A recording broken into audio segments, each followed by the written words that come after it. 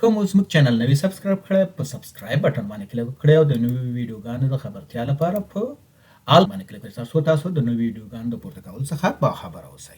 که ویډیو مو خوښه شوه نو په لایک بټن باندې کلیک وکړئ او د نورو سره شریکولو لپاره په شیر بټن باندې کلیک وکړئ. تاسو کولی شئ چې ویډیو په بېلابېلو پروګرامونو کې د نورو سره شریکه کړئ او یا لینک کاپي کړئ چاته یې ولېږئ. کاپي باندې کلیک کړئ او لینک یې خپل ملګري ته یا د چا اړتیا وي هغې ته ولېږئ.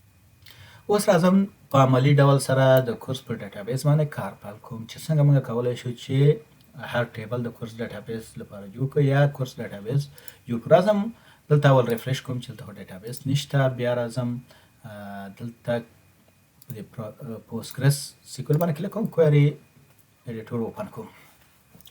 دلته ورته چې کریټ ډیټابیس د څه شي په نامه باندې کورس په نامه باندې د کورس یا کورسز په دې نامه باندې کورس په نامه باندې جوړ کوم دا ډیټابیس. اوس ورته چې ماته یو ډیټابیس جوړ کړ، دا رن کوم، یو ډیټابیس به ماته څه کی، دا به یو ډیټابیس کریټ کی. دلته ډیټابیس اوس زه ریفرش کوم، ریفرش مثلا دا کورس ډیټابیس جوړ شو، په دې باندې کلیک کوم او بیا کوئري ایډیټور د دې لپاره اوپن کوم. ګوره اوس څه شو د کورس لپاره، ځکه چې د زه ټیبل په چش کې جوړم په کوئري ایډیټور کې جوړم.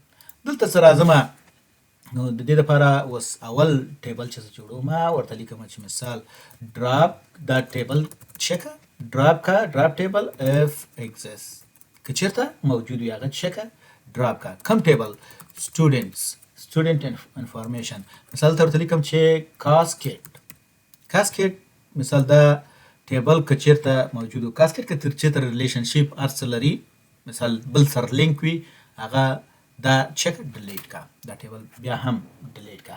اوس زه راځم لومړی دغه مې دا ورته ولیکل، اوس ورته چې کریټ مثال ټیبل سټوډنټ په نامه باندې چې په نامه باندې سټوډنټ په نامه باندې زه چې کوم ټیبل جوړوم.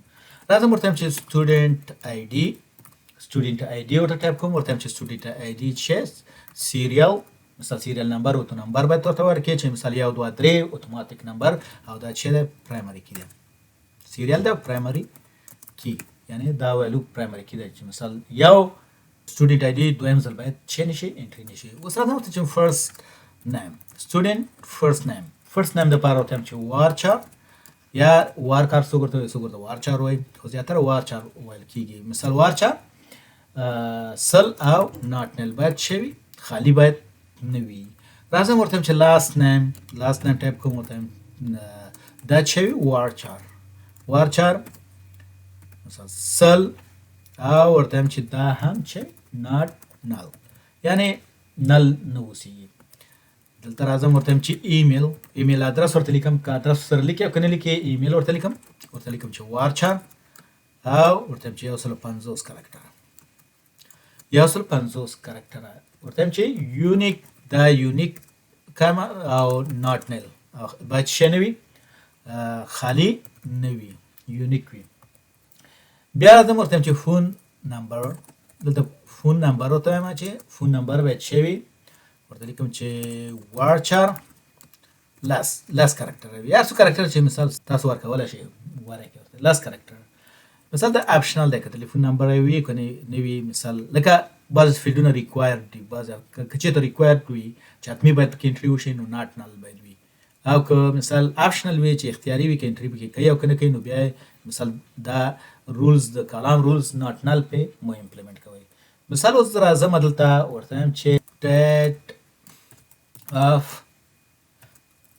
برث مثال چې دا ډیټ اف برث د زوکړې نیټه مثال دا زه ورته وایم چې ډیټ دا هم اختیاري ده، که مثال ور انټري کوي او که نه که اختیاري نه وي نو بیا ورته وایي چې ناٹ نل. مثال د دې نه بیا وروسته چې اضافه کوئ ورته چې ناٹ نل دا اختیاري نه ده په دې شکل مثال دا باید وي او که نه بیا همدغسې اختیاري ناٹ نل ورته نه ټایپ کوي. اوس راځم ورته وایم چې دغه ریکارډ چې انزر شوی یا کریټ شوی دی، کریټ دا ریکارډ چې مثال کریټډ آټ څه وخت دا جوړ شوی دی، دلته ورته ټایم سټمپ ورکوم، ټایم سټمپ چې مثلا دا ټایم د دې راوړي، ورته چې ناٹ نل خالی باید نه وي، چې نه وي ناٹ نل خالی باید نه وي، ډیفالت ویلو یې که چېرته مثال خالی پاتې کیږي. ورته وایم چې current time stamp مثال دا ورته کوم چې موجوده څه والی تاریخ والی. دا کوډ موږ اوس دا رن کوم. ورته وایم چې رن یا سلیکټ یې رن کوي. مثال کولای شي چې سلیکټ کوي رن کوي او یا یې همدغسې څه کوي رن کوي. مثال چې کله چې رن کوم مثال دا ټیبل به څه شي جوړ شي.